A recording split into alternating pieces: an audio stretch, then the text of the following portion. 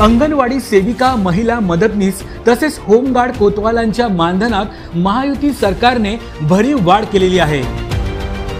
अंगणवाडी सेविकांना 15,000 रुपये तर अंगणवाडी मदतनीसांना 8,000 रुपये मानधन देण्याचा निर्णय सरकारने घेतला आहे।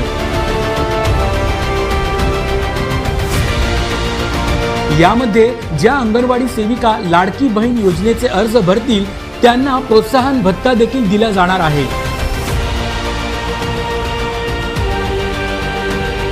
याकरिता राज्यभर विशेष 4,860 शिक्षकांच्या पदांची निर्मितीही केली जाणार आहे।